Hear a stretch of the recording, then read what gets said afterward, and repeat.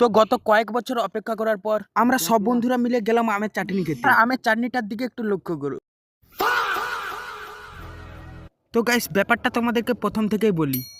তো গাইস আজকে আমার ভুল করে সকাল সকাল ঘুম থেকে উঠে ভাবছি যে কিছু বড় সড়ো কাজ করলে হতো, তাই আর কি লেগে পড়লাম।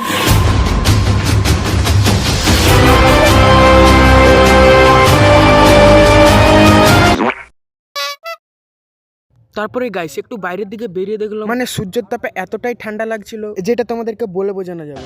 তারপর গাইস আমরা সবাই মিলে গেলাম আম পাড়তে। তো অনেক হাঁটাহাঁটি করার পর চলে এলো আম বাগানে। তো আম বাগানে এসে ঢিল কুড়িয়ে লেগে গেলাম গাছে ঢিল মারতে। তো গাইস 365 দিনের চেষ্টায় একটা আম ভুলবশত পড়েছিল।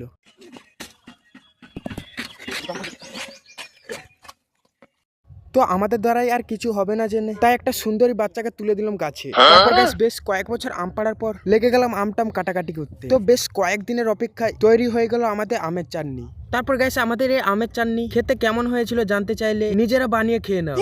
আর গাইস এরকম ভিডিও দেখতে চাইলে সাবস্ক্রাইব আর ফলো করতে ভুলবে না। এখানে টাটা বাই বাই।